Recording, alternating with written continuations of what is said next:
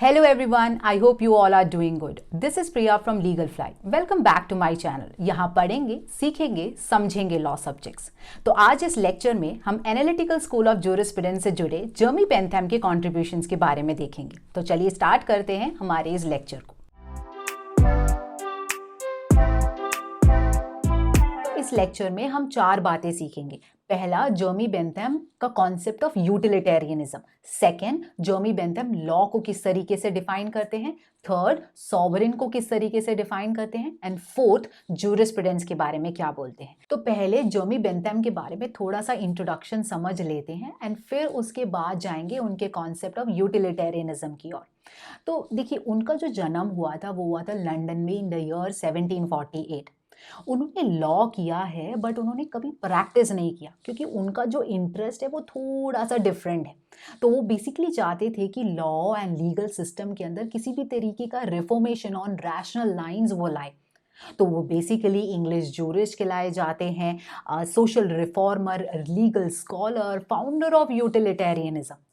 उन्होंने बहुत सारे कमेंट्रीज या बुक्स, बहुत सारे कॉन्ट्रीब्यूशंस दिए हैं बट उनके लाइफ टाइम में बहुत कम ही चीज़ें हैं जो पब्लिश हुई हैं। जब मैं उनके यूटिलिटेरियनिज्म के कॉन्सेप्ट के बारे में रीड करी थी कि कहाँ से उनको ये आइडिया मिला, किस तरीके से था उनका वो जर्नी या किस तरीके से स्टार्ट हुआ था, तो बहुत ही इंटरेस्टिंग है। That is in the year 1768 basically हुआ ऐसे था, उनको एक पॉलिटिकल ट्रैक मिला रिटन बाय जोसेफ प्रीस्टली। वो था that is the essay on first principles of government. तो वो जब उसको पढ़ रहे थे तो उनको एक बहुत बेहतरीन या बहुत ही अलग तरीके का एक फ्रेज मिला, वो था the greatest happiness for the greatest number. तो ये जब उनको फ्रेज दिखा तो वो काफ़ी अट्रैक्ट हो गए थे। तो उनको लगा कि इसके बारे में और भी मुझे पढ़ना चाहिए। तो पढ़ते पढ़ते और रीड करते करते वो पहुंच गए काफ़ी सारे लोगों के कॉन्ट्रीब्यूशंस की ओर, जैसे कि डेविड ह्यूम जो कि थे स्कॉटिश फिलोसोफर। अब उन्होंने अपने ट्रीटाइज ऑफ ह्यूमन नेचर में भी सेम बातें लिखी थी। एंड बेक्केरिया इन द ईयर 1764 जब उनकी बुक आई थी तब उसमें भी कुछ इस तरीके का लिखा था कि the valid criteria for evaluating the validity of law और the merits of law is nothing but the greatest happiness for the greatest number. तो इन सब चीज़ों को देख के ही उन्होंने अपने यूटिलिटेरियन आइडियाज़ को जो है बिल्टअप करना शुरू करा। साथ ही साथ Jeremy Bentham basically founder of positivism माने जाते हैं। इवन दो हम जॉन ऑस्टिन को बोलते हैं as a father of analytical school, ऐसे बोलते तो हैं बट इन रियलिटी बेंथम है जो कि ऑस्टिन के भी इंटेलेक्चुअल गॉड फादर है, जिनसे ऑस्टिन ने काफ़ी सारी चीज़ें जो है बोरो करी थी और डेवलप करी थी।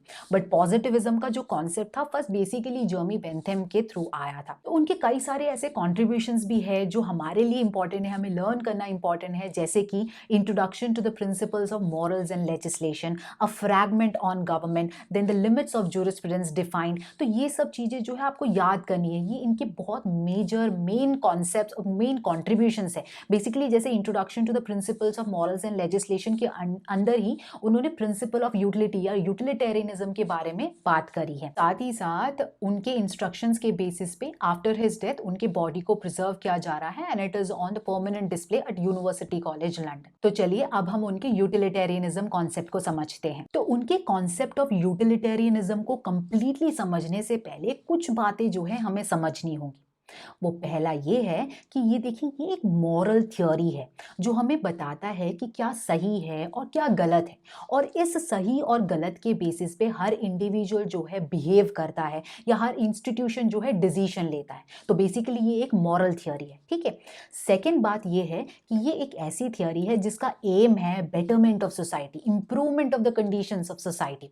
एंड थर्ड वन ये है कि इसका एंटायर बेस जो है ना वो बेसिकली किस पे डिपेंडेंट है, greatest happiness of greatest number, ठीक है। जो मैंने पहले इंट्रोडक्शन में बोला था जिससे वो बहुत ही ज्यादा अट्रैक्ट हुए थे डिफरेंट कॉन्ट्रीब्यूशंस के अंदर, वही बात, greatest happiness of the greatest number. तो अब समझते हैं उनके कॉन्सेप्ट को, स्टार्ट करते हैं प्रिंसिपल ऑफ यूटिलिटी। ओके, तो देखिए सबसे पहले जो समझने की बात क्या है कि पता है कि देखिए सारे इंडिविजुअल्स, सभी इंडिविजुअल्स जो है कोई भी एक्शन लेते हैं वो बेसिकली किस लिए लेते हैं, ताकि उनको हैप्पीनेस मिले, हैप्पीनेस अटेन करे, राइट। कोई स्टूडेंट पढ़ता है या कोई कोई जॉब करता है, कोई बिजनेस चलाता है, उन सब का जो अल्टीमेट बेसिकली एंड होता है वो हैप्पीनेस होता है, राइट। जैसे फॉर एग्जांपल अगर कोई इंसान जॉब करता है, राइट, तो कुछ रीजंस होते हैं कि वो जॉब क्यों करता है, जैसे अपने स्किल्स को अपग्रेड करने के लिए, या अपने टैलेंट्स को अपस्किल करने के लिए, या हम कह सकते हैं for recognition in the society, या फैमिली मेंबर्स या रिलेटिव्स के आगे एक रेस्पेक्ट मिलने के लिए,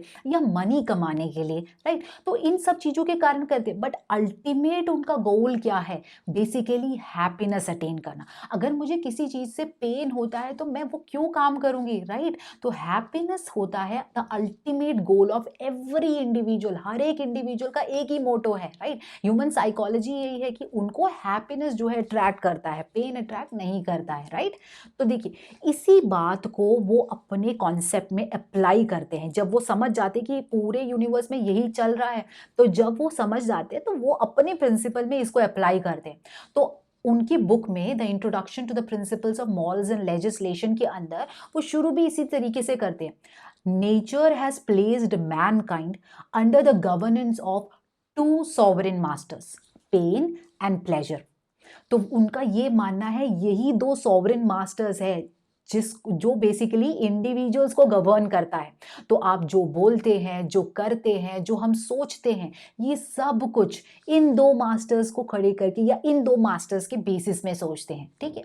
तो वो उसको किस तरीके से अप्लाई कर रहे हैं, देखो ये बात तो उन्होंने बोल दी, बट वो अप्लाई देखो किस तरीके से करें। वो कहते हैं इसका मतलब ये हुआ हर एक्शन सही माना जाएगा अगर वो एक्शन हैप्पीनेस को बढ़ाता है, और हर एक्शन जो है उसको डिसअप्रूव किया जाएगा अगर वो हैप्पीनेस को कम करता है। आप समझ रहे मैं क्या कह रही हूं। वो कह क्या रहे हैं कि हर इंडिविजुअल के ऊपर दो सॉवरेन मास्टर है, मतलब पेन एंड प्लेजर, ठीक है, जिसके अकॉर्डिंग वो कुछ भी करते हैं, कुछ भी बोलते हैं, कुछ भी सोचते हैं, वो सब कुछ इनके बेसिस में सोचते हैं।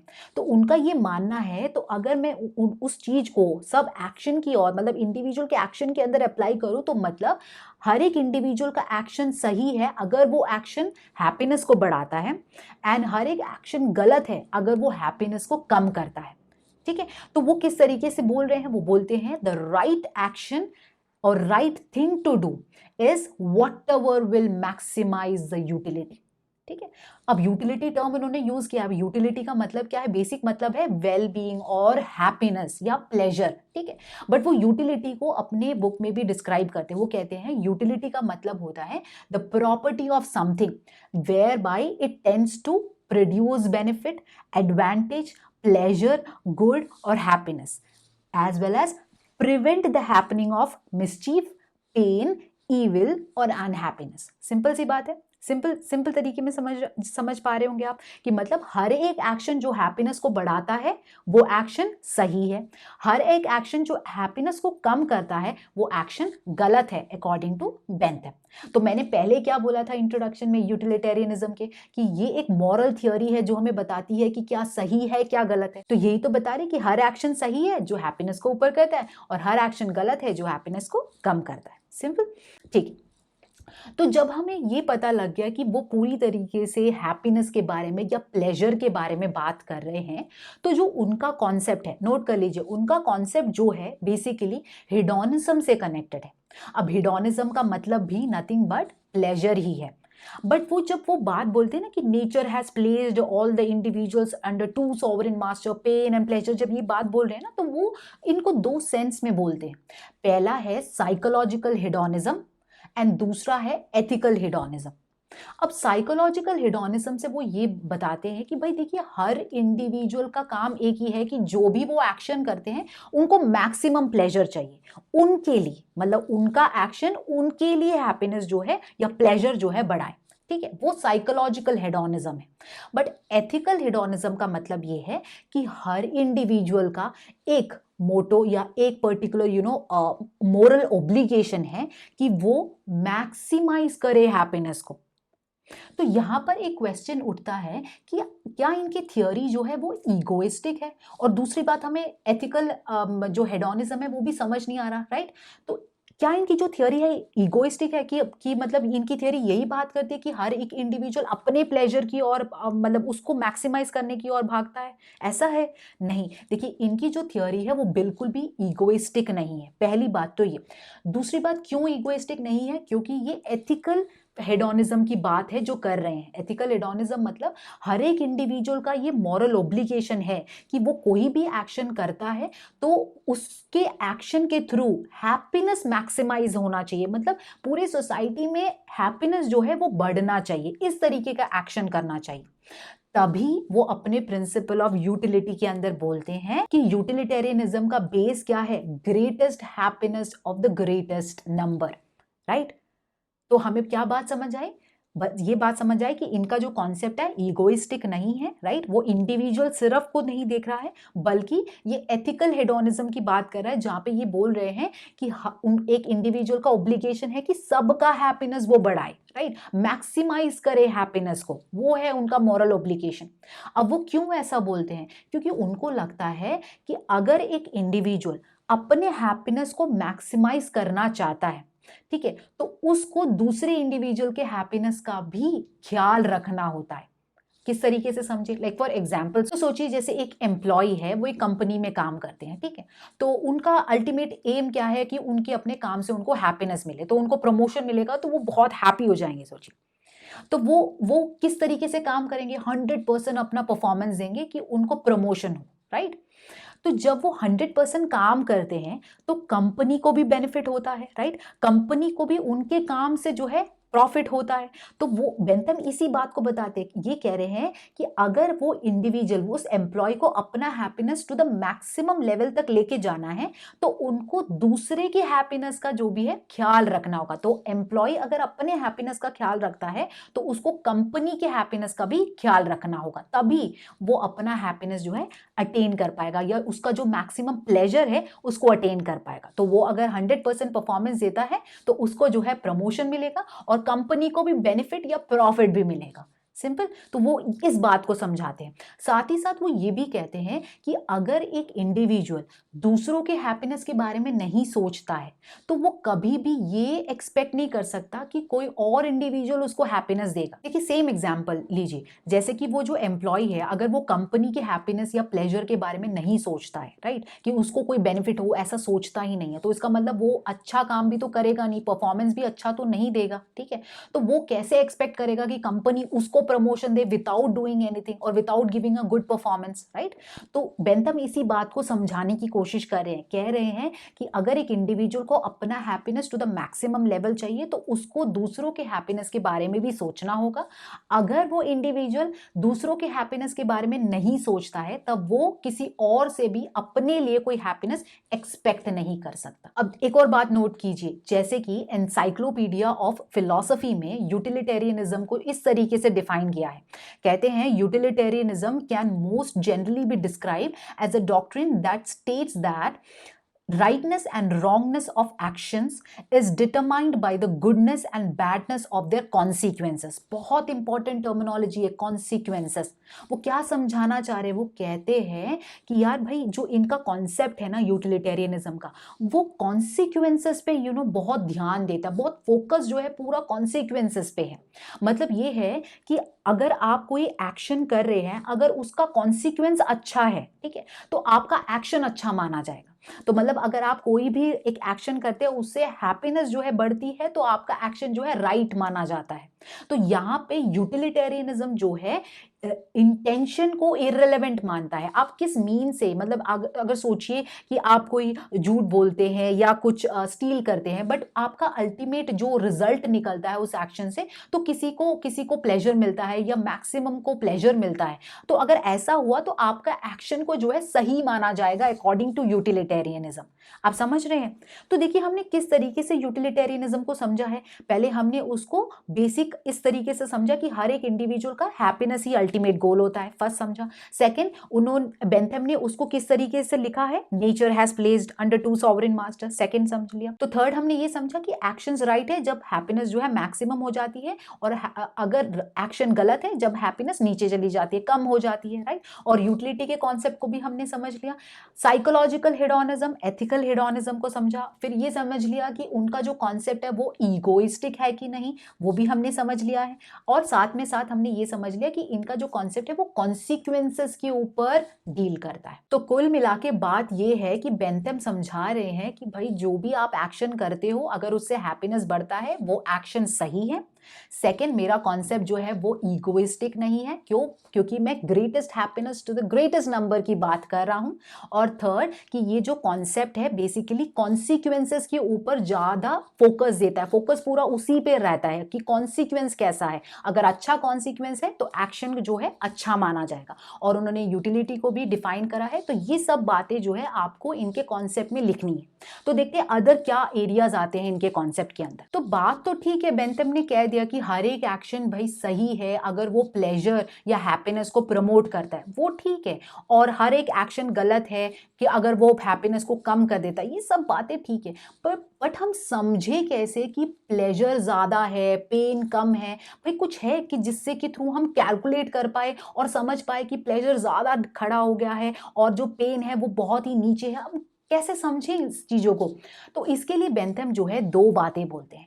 पहले वो ये बोलते हैं भाई कि जो प्लेजर है ना या पेन है उसको मैं मेजर कर सकता हूं, एंड उसको मेजर करने के लिए मैं बेसिकली क्वांटिटी के बेसिस पे करूंगा, नॉट क्वालिटी के बेसिस पे। ठीक है, वो किस तरीके से, लाइक फॉर एग्जाम्पल जैसे सोचिए कि आप एक रेस्टोरेंट में जाते हैं, ठीक है, तो आप एक मील ऑर्डर करते हैं खाने के लिए, ठीक है, तो आपको उससे प्लेजर मिलता है, ठीक है। अब सोचिए कि आपने मील की बजाय कुछ एक करी ऑर्डर करी और उसके साथ 2 रोटी ऑर्डर कर दी, ठीक है, तो आपको किस में ज्यादा प्लेजर होता है, वो करी और रोटी खाने से या ये मील खाने से होगा? ज्यादा प्लेजर किससे होता है? ऑब्वियसली वो मील से होगा ना, क्योंकि बहुत सारी चीजें होंगी उसमें और स्वीट भी होते हैं, तो काफी सारी चीजें होती है, तो आपका प्लेजर वहां पे ज्यादा होता है, राइट। तो बेंथम इस तरीके से बोलते हैं कि भाई जो प्लेजर या पेन को जो हम कैलकुलेट करेंगे ना वो क्वांटिटी के बेसिस पे करेंगे, बल्कि ये नहीं बोलेंगे कि भाई यार मील तो अच्छा था बट दो रोटी और वो जो करी था ना वो ज्यादा टेस्टी था, क्वालिटी के बेसिस पे नहीं, बट वो ये कहते हैं क्वांटिटी के बेसिस पे जो है हम उसको कैलकुलेट करेंगे। एक उन्होंने ये बात बोली, क्वांटिटी याद रखना। तो सेकंड बात वो ये बोलते हैं कि भाई इन प्लेजर और पेन को कैलकुलेट करने के लिए एक चीज है मेरे पास, वो है हिडोनिक कैलकुलस या फेलिसिफिक कैलकुलस। वो कहते हैं इसके अंदर ना 7 ऐसे फैक्टर्स है जिसको आप समझ के ना, जिसके आंसर्स आप दे के बेसिकली आप पेन या प्लेजर को जो है कैलकुलेट भी कर सकते हैं, बट इन क्वांटिटी। ठीक है, तो वो क्या 7 फैक्टर्स हैं देखते हैं। First one is intensity. तो ये देखना होगा कि आपका पेन या जो प्लेजर है वो कितना स्ट्रांग है, उसके बेसिस पे हम डिसाइड करेंगे। सेकंड है ड्यूरेशन, कितनी देर तक आपको जो है प्लेजर हुआ है या पेन हुआ है, उसके बेसिस पे। थर्ड इज सर्टेनिटी, कितना प्रोबेबल है कि वो पेन या प्लेजर होगा, उसके बेसिस पे। फोर्थ है प्रोपेंक्विटी, तो वो बोलते हैं कि कितना सून वो ओकर होगा, कि जो प्लेजर है ना बेसिकली अभी के अभी आपको प्लेजर मिलेगा, जो पेन है कि अभी के अभी मिलेगा, या प्लेजर या पेन जो है बहुत देर बाद मिलेगा। लाइक फॉर एग्जांपल जैसे कि वही हम जैसे एम्प्लॉय की बात कर लेते हैं, जैसे कि सोचिए एम्प्लॉय अपना 100% जो है परफॉर्मेंस दे देता है, ठीक है, तो उसको प्रमोशन 6 महीने बाद मिलता है, राइट। तो वही बेंथम कह रहे हैं अंडर प्रोपेंक्विटी की, मतलब जो आप काम करते हैं, जो एक्शन आप लेते हैं, प्लेजर आपको उसी वक्त मिलता है कि बहुत बाद मिलता है, तो प्रमोशन तो 6 महीने बाद मिलता है ना, तो थोड़ा टाइम लगता है उस प्लेजर को मिलने में।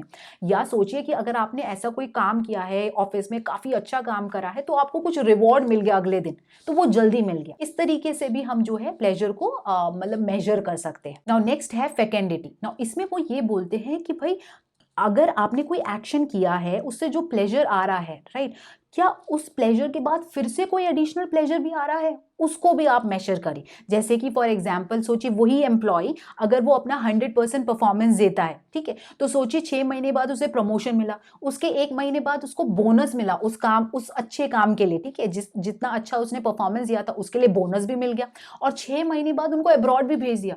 तो मतलब पहले प्रमोशन हुआ, उसके बाद बोनस मिला, फिर उसके बाद अब्रॉड भी चले गए, तो वो ये कहते हैं क्या एडिशनल प्लेजर भी होता है, तो उसको मेजर करने का फैक्टर है फेकेंडिटी, राइट।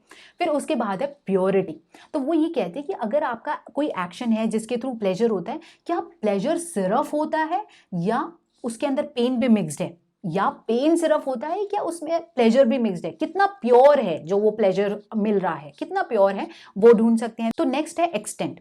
अब इसमें ये बोलते हैं कि अगर आप कोई एक्शन करते हैं तो कितने लोगों तक वो एक्शन का इफेक्ट जाता है, तो एक्सटेंट मतलब कितने लोगों को उससे प्लेजर हो रहा है या कितने लोगों को जो है पेन हो रहा है, तो इस फैक्टर के थ्रू भी आप पेन और प्लेजर को जो है मेजर कर सकते हैं। तो जो ये लास्ट पॉइंट है ना, बेसिकली वो उस कॉन्सेप्ट से भी कनेक्ट हो रहा है, greatest happiness of the greatest number.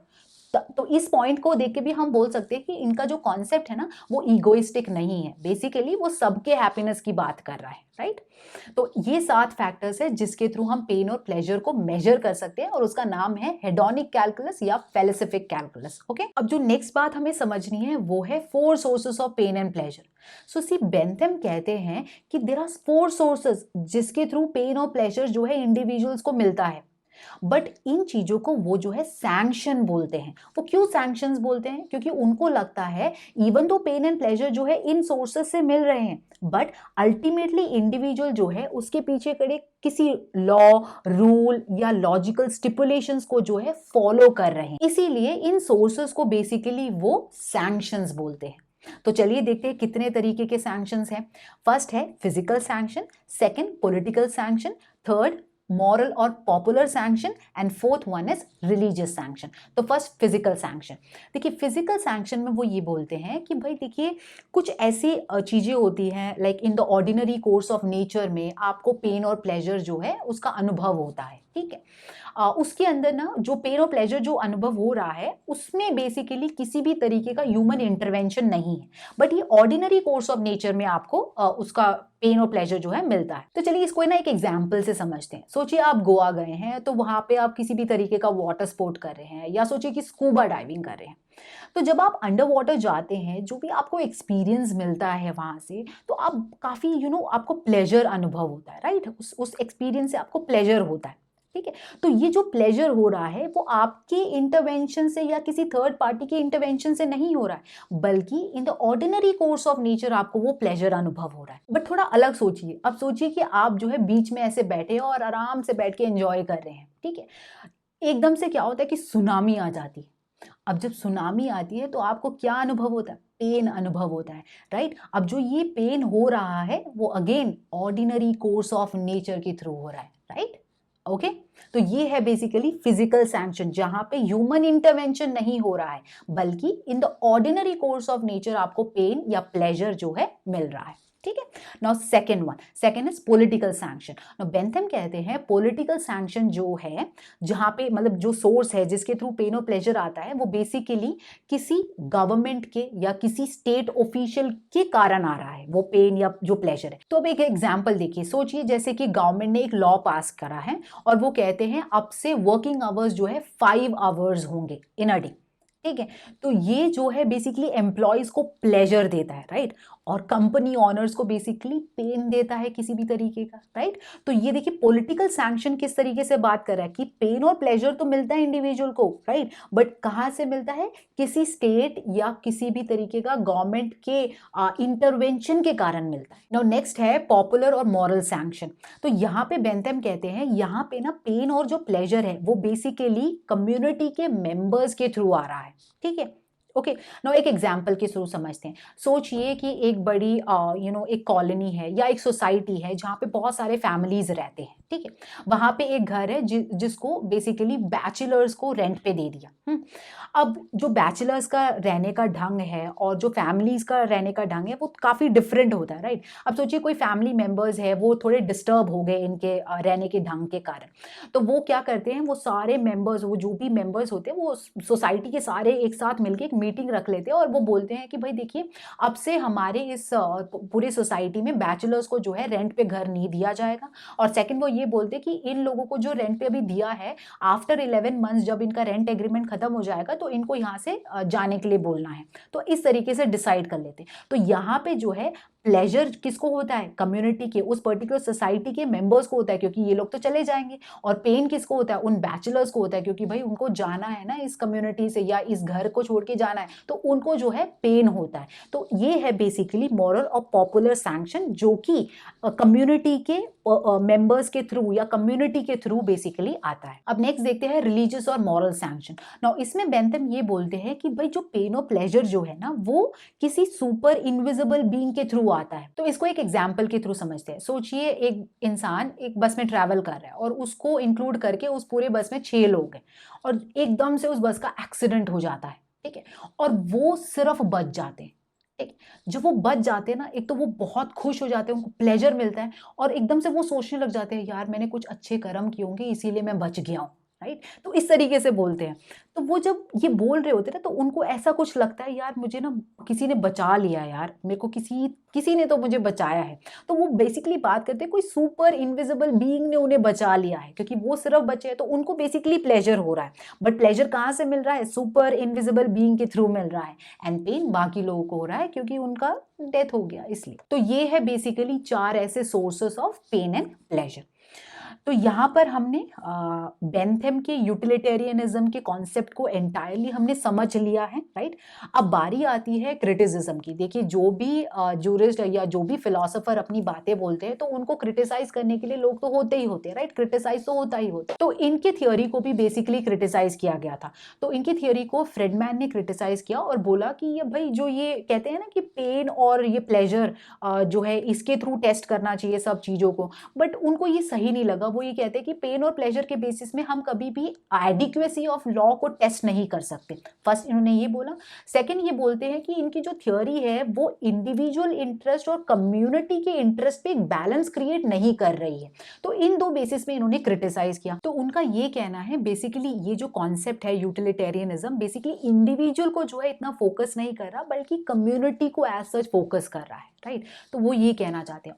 और भी वेज है हम इसको क्रिटिसाइज कर सकते हैं, जैसे कि हम ये बोल सकते हैं कि आप कोई भी इविल एक्शन करें, बट आपका एक्शन का रिजल्ट अगर अच्छा हो तो आपका एक्शन अच्छा माना जाएगा, तो वो तो सही नहीं हो सकता ना। एक वो उस पर क्रिटिसाइज कर सकते हैं हम। और ये भी बोल सकते हैं कि आपको किस तरीके से पता कि आप जो भी एक्शन कर रहे हैं वो सही ही है या वो फ्यूचर के लिए ही अच्छा है, वो कैसे आप प्रिडिक्ट कर सकते हैं? वो भी बहुत डिफिकल्ट है। तो देखिए यूटिलिटेरियनिज्म के हिसाब से greatest happiness of the greatest number है। तो सोचिए जैसे कि अगर एक इंसान अपनी कार लेके हाईवे की ओर चला रहा है और दो ही उसके रास्ते हैं, राइट है एंड लेफ्ट है, और उनके कार का ब्रेक फेल हो जाता है एंड राइट साइड में 5 लोग खड़े हैं एंड लेफ्ट साइड में एक इंसान खड़ा है, वो कहाँ की ओर घुमाएगा? अगर ग्रेटेस्ट हैप्पीनेस देखना है तो ऑब्वियसली वो लेफ्ट साइड को घुमा देगा, राइट। बट ये सोचिए कि आप ये कैसे टेस्ट करेंगे कि आपका एक्शन सही है कि नहीं? सोचिए कि अगर वो एक इंडिविजुअल जो था, जो लेफ्ट साइड में था, अगर वो एक ऐसा डॉक्टर था या वो साइंटिस्ट था जिसके पास कोविड के लिए एक ऐसी मेडिसिन थी जो बिलियंस ऑफ पीपल को बचा सकती है, तो आपका एक्शन सही हुआ क्या असल में? नहीं, राइट। तो इस सब बेसिस में बेसिकली हम यूटिलिटेरियनिज्म को जो है क्रिटिसाइज कर सकते हैं। तो अब हम यूटिलिटेरियनिज्म कॉन्सेप्ट के कंक्लूजन की ओर जाते हैं, और कंक्लूजन ये है बेसिकली कि बेंथम जो है वो ये बोलते हैं कि maximum happiness to the maximum number की जो वो बात कर रहे हैं, वो रिस्पॉन्सिबिलिटी इंडिविजुअल के ऊपर है एज वेल एज लेजिस्लेटर के ऊपर भी है, कि अगर वो कोई लॉ या पॉलिसी कुछ किसी भी तरीके का रेगुलेशन रूल्स बनाते हैं तो उनका फोकस भी, उनका ऑब्जेक्टिव भी greatest happiness to the greatest number होना चाहिए। तो मैं समझती हूं कि आपको यूटिलिटेरियनिज्म अच्छी से समझ आ गया होगा। उनके लॉ का डेफिनेशन है असेंबलेज ऑफ साइंस, मतलब collection of instructions through which sovereign अपने विल को एक्सप्रेस करता है, ठीक है। तो ये जो भी लॉज होते हैं, या तो सॉवरेन खुद उसको पर्सनली इशू करता है, बनाता है, इशू करता है, या फिर किसी और फॉर्मर सॉवरेन से या कहीं और से उसने एडॉप्ट किया होता है, ठीक है। वो किसके लिए करते हैं? जो भी कम्युनिटी में इंडिविजुअल्स जो पीपल होते हैं ना, उनके कंट्रोल के अंडर आते हैं, जो उनके पावर के अंडर आते हैं, उनके लिए करते हैं। एंड क्यों करते हैं? बेसिकली ये जो भी लॉज होते हैं ना, वो इंडिविजुअल्स को गाइड करते हैं कि जो भी सर्कमस्टेंस या सिचुएशंस आए तो उनको किस तरीके से बिहेव करना है, वो बेसिकली इनका लॉ बताता है। ठीक है, तो ये है उनके लॉ का डेफिनेशन। तो अगर सिंपल सेंटेंस में बोलूं तो उसका मतलब ये है, it is a will of the sovereign that regulates the conduct of an individual. Simple. तो उन्होंने ये बोला कि जो भी सारे लॉज है ना, तो सारे लॉज को कंसिडर हमें 8 रेस्पेक्ट्स में करना चाहिए। अब वो 8 रेस्पेक्ट्स क्या क्या है? First is source. वो कहते हैं सोर्स क्या है लॉ का, कहां से आया है? From the will of the sovereign. Okay, subject के बारे में, लॉ किसके ऊपर लागू होता है? इंडिविजुअल्स के ऊपर, पर्सन्स के ऊपर या थिंग्स के ऊपर। ना ऑब्जेक्ट, ऑब्जेक्ट में वो ये कहते हैं कि जो लॉ है बेसिकली कुछ एक्शंस, ओमिशंस, कमीशंस के ऊपर या फॉरबिडेंस के ऊपर बेसिकली अप्लाई होता है। नेक्स्ट है एक्सटेंट। लॉ का एक्सटेंट क्या है? The range of its application, कहाँ कितने लोगों के लिए या कितने जगह तक, कितने पोर्शन तक वो जो लॉ है अप्लाई होता है। नेक्स्ट है एस्पेक्ट, मतलब लॉ के कितने पार्ट्स है जिसके थ्रू जो है सॉवरेन अपने विल को एक्सप्रेस करता है, the ways in which the sovereign expresses his will. For example, command, prohibition या तो obligation या permission. Okay. Next है force. Now force में वो ये कहते हैं कि law basically अप्लाई करने के लिए या तो उसको इफेक्ट में लाने के लिए कुछ तो चीजें चाहिए होती है ना। लाइक फॉर एग्जांपल वो कहते हैं पनिशमेंट या सैंक्शंस। बेसिकली पनिशमेंट या सैंक्शन के थ्रू ही लॉ जो है इफेक्ट में आता है। ठीक है, because of the fear of punishment individuals जो है लॉ को फॉलो करते हैं। तो वो कहते हैं फोर्स तभी आता है लॉ का या इफेक्ट तभी आता है जब उसमें पनिशमेंट या सैंक्शन होता है। नाउ नेक्स्ट है that is remedial state appendages. तो वो कहते हैं प्रिंसिपल लॉ, जो भी लॉ बना दिया जाता है तो वो तो लॉ रहता ही रहता है, उसके साथ में एक और सप्लीमेंट्री लॉ होता है। वो लॉ बेसिकली क्लैरिफाई करता है इस प्रिंसिपल लॉ के किसी भी रिक्वायरमेंट्स को। Then last is basically expression, that is the manner in which the will of the sovereign is made known, मतलब किस तरीके से sovereign के will को publish या known बनाया जाता है। तो इन 8 रेस्पेक्ट्स में लॉ को समझना चाहिए या कंसिडर करना चाहिए, ऐसा जर्मी बेंथम कहते हैं। साथ ही साथ बेंथम ये कहते हैं जब सॉवरेन अपने विल को एक्सप्रेस करते हैं तो कोई लॉ बनाते हैं, तो उनका ये मानना है कि जब वो अपना लॉ बनाते हैं that should be complete in expression as well as in design, क्योंकि वो जज में लॉज के अगेंस्ट थे। तो उनको ये लगता है कि भाई जो भी लॉ बना है ना वो कंप्लीट होना चाहिए ताकि जो जजेस है वो सीधा सीधा उस लॉ को अप्लाई कर ले। अगर इनकम्प्लीट हुआ तो जजेस को जो है अपॉर्चुनिटी मिल जाएगी कि वो जो है लॉज बना पाए, ठीक है, कोई प्रिंसिपल बना पाए। तो वो ये मौका नहीं देना चाहते थे, जज मेड लॉज के अगेंस्ट थे। तो इसीलिए वो कहते थे जब भी सॉवरेन अपने विल को एक्सप्रेस करता है या कुछ लॉ बनाता है तो वो कंप्लीट होना चाहिए in expression as well as in design. ठीक है, तो उसके साथ साथ वो ये कहते हैं जब लॉ की फोर्स की बात आती है, राइट, किस तरीके से हम लॉ को इफेक्ट में लेके आते हैं, तो वो कहते हैं कि यार बहुत सारे तरीके के मोटिवेशंस होते हैं जो इंडिविजुअल्स को ना कंपेल करते हैं एक लॉ को फॉलो करने के लिए। जैसे फॉर एग्जांपल रिलीजियस मोटिवेशन या मॉरल मोटिवेशंस होते हैं, पॉलिटिकल मोटिवेशंस भी होते हैं। तो ऐसे इन तरीके से वो समझाने की कोशिश करते हैं कि लॉ सिर्फ जो है ना वो पनिशमेंट के बेसिस पे नहीं वो इफेक्ट में आ रहा, बल्कि इन मोटिवेशंस के कारण भी जो है इफेक्ट में आ सकता है। दूसरी बात वो ये बोलते हैं इवन दो एक लॉ में जो पनिशमेंट अटैच्ड होता है वो सही है, अच्छा है कि सैंक्शंस है तभी लोग जो है डर के उस लॉ को फॉलो करते हैं, बट साथ ही साथ रिवॉर्ड भी होना चाहिए। तो वो ये कहते हैं अगर एक लॉ है उसके साथ रिवॉर्ड कनेक्टेड है तो वो इंडिविजुअल्स को ना ज्यादा मोटिवेट करता है उस लॉ को फॉलो करने के लिए। साथ ही साथ वो एक और बात बोलते हैं, वो ये कहते हैं कि भाई जो लॉ होता है अगर उसके साथ सोचिए कोई पनिशमेंट कनेक्टेड है, ठीक है, और वो लॉ हमसे कुछ कहता है कि क्या करना चाहिए क्या नहीं करना चाहिए और उसके अगेंस्ट इंडिविजुअल कुछ एक्शन करता है तो वो उसका एक्ट भी इलीगल माना जाता है, साथ ही साथ उसको पनिशमेंट मिलती है। बट अगर एक लॉ है उसके साथ रिवॉर्ड कनेक्टेड है, सोचिए अगर रिवॉर्ड कनेक्टेड है एंड वो लॉ आपसे कुछ कहता है, करने के लिए कहता है, अगर आप वो नहीं भी करते हैं आपका एक्ट इलीगल नहीं माना जाएगा, इतना है कि आपको रिवॉर्ड नहीं मिलेगा। For example Indian penal code, अब वो ऐसा लॉ है जिसके साथ पनिशमेंट कनेक्टेड है, राइट, तो अगर आप उसके अगेंस्ट में जाके कोई एक्शन करते हो तो आपके ऊपर पनिशमेंट लग जाता है एंड एज वेल एज आपका एक्ट जो है इलीगल माना जाता है। बट अगर एक लॉ जैसे कि उसके साथ रिवॉर्ड कनेक्टेड है, फॉर एग्जांपल सोचिए एक लॉ है जिसमें ये बोला जाता है कि अगर सोचिए कंपनी से रिलेटेड कोई लॉ है, उसमें ये बोला जाता है कि अगर जो एम्प्लॉइज है 100% परफॉर्मेंस देते हैं हैं तो उनको बेसिकली प्रमोशन मिलेगा, ठीक है। तो यहाँ पर एक एम्प्लॉय अगर 100% परफॉर्मेंस देना चाहता है तो वो देगा, अगर वो नहीं देना चाहता है, अगर वो नहीं कर पा रहा है तो वो नहीं देगा, राइट। अगर वो नहीं देता है उसका एक्ट इलीगल नहीं माना जाएगा, ओनली थिंग इज दैट कि उसको रिवॉर्ड नहीं मिलेगा, ठीक है। तो Bentham basically force of law के बारे में इस तरीके से कहते हैं कि अगर लॉ का फोर्स लेके आना है या इफेक्ट में लेके आना है तो बहुत सारे मोटिवेशंस होते हैं, जैसे रिलीजियस, मॉरल, पॉलिटिकल मोटिवेशन, साथ ही साथ पनिशमेंट एंड रिवॉर्ड भी होता है। तो इस तरीके में वो फोर्स को बेसिकली हमें समझाते हैं, ठीक है। तो अब हम देखते हैं कि बेंथम सॉवरेन को किस तरीके से डिफाइन करते हैं। तो बेंथम ये बोलते हैं कि सॉवरेन कौन है। सॉवरेन बेसिकली पर्सन या ग्रुप ऑफ इंडिविजुअल्स को सॉवरेन कहा जा सकता है जब वो अपने विल को एक्सप्रेस करते हैं और इंडिविजुअल्स ऑफ द कम्युनिटी उस विल को जो है ओबे करते हैं, ठीक है। जब उनके विल को ओबे किया जाता है तो इस इंडिविजुअल को या ग्रुप ऑफ इंडिविजुअल्स को सॉवरेन कहा जाता है, ठीक है। तो इस तरीके से बेंथम जो है सॉवरेन को डिफाइन करते हैं। अब जैसे ऑस्टिन ने भी सॉवरेन का डेफिनेशन दिया था एंड बेंथम भी बोलते हैं, काफी सिमिलैरिटीज तो दिखती है इन दोनों के डेफिनेशन के बीच में, बट थोड़ा डिफरेंस भी है। जैसे बेंथम के डेफिनेशन में ये डिफरेंस है कि जो सॉवरेन है वो एक या एक से ज्यादा इंडिविजुअल हो सकता है, एक। सेकेंड ये डिफरेंस है कि यहां पर अगर एक या एक से ज्यादा इंडिविजुअल सॉवरेन हो सकते हैं तो इसका मतलब है कि जो पावर है वो डिविजिबल है, पावर जो है डिवाइड किया जा सकता है, ठीक है।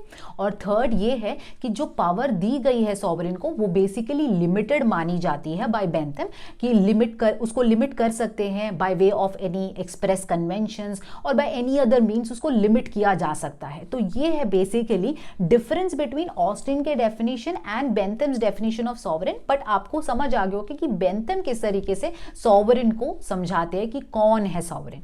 तो अब ये देखते हैं कि बेंथम जूरिस्प्रूडेंस को किस तरीके से डिफाइन करते हैं। बेसिकली वो ये बोलते हैं कि यार जो जूरिस्प्रूडेंस है ना उसको वो दो सेंस में यूज करते हैं। पहला as a synonym for law and second as a theory. जब वो इसको सिनोनिम फॉर लॉ बोलते हैं तो वो ये समझाने की कोशिश करते हैं कि भाई जो भी लीगल नॉर्म्स होते हैं जो केसेस में, प्रेसिडेंट्स में या किसी भी लीगल कमेंट्रीज में पाए जाते हैं उन सभी को वो जूरिस्प्रूडेंस की तरह देखते हैं, ठीक है। तो as a synonym for law वो यूज करते हैं। एंड सेकंड जब वो एज अ थ्योरी यूज करते हैं तो वो बोलते हैं कि बेसिकली जूरिस्प्रूडेंस अगर थ्योरी हुई तो उसका मतलब ये हुआ कि वो कोई थियोरेटिकल स्टडी कर रहा है about the nature of law, nature of legal system, या लॉ को ज्यादा से ज्यादा अच्छे से समझने के लिए कुछ सेट ऑफ फिलोसॉफिकल क्वेश्चंस को सॉल्व करना बेसिकली जूरिस्प्रूडेंस का काम है। If we are taking jurisprudence as a theory, तभी उन्होंने एक जगह पे ऐसे डिफाइन किया है कि jurisprudence is a art of knowing what has actually been done in the way of internal government, ठीक है। तो वो क्या कहते हैं कि जूरिस्प्रूडेंस दो सेंस में वो यूज करते हैं, सिनोनिम फॉर लॉ या jurisprudence as theory. Okay, now उन्होंने जूरिस्प्रूडेंस को दो तरीके से डिवाइड किया है। फर्स्ट है expository and the second one is censorial. जब वो एक्सपोसिटरी जूरिस्प्रूडेंस कहते हैं तो वो ये कहते हैं जूरिस्प्रूडेंस किसके साथ डील करता है, व्हाट लॉ इज, मतलब जो लॉ है, एग्जिस्टिंग जो लॉ है उसके बारे में स्टडी करना जूरिस्प्रूडेंस का काम है। तो अगर वो उसके बारे में स्टडी करता है तो उसको कहते हैं expository jurisprudence. But censorial jurisprudence उनके हिसाब से है जो जूरिस्प्रूडेंस डील करता है what law ought to be, क्या लॉ होना चाहिए, जब उसके बारे में डील करता है तो उसको सेंसोरियल जूरिस्प्रूडेंस कहते हैं। एंड इन्होंने एक्सपोसिटरी जूरिस्प्रूडेंस को दो तरीके से भी डिवाइड किया है। तो वो बोलते हैं एक है अथॉरिटेटिव एंड दूसरा है अनअथॉरिटेटिव। जब वो अथॉरिटेटिव की बात करते हैं तो वो ये बोल रहे हैं कि भाई जब भी कोई लॉ एक लेजिस्लेटर रिप्रेजेंट करता है या लेजिस्लेटर के थ्रू जब कोई लॉ आता है उसको हम अथॉरिटेटिव कहते हैं। अगर एक लॉ जो है कहीं किसी और सोर्स से आ रहा है या किसी और पर्सन से आ रहा है तो उसको हम अनअथॉरिटेटिव कहते हैं।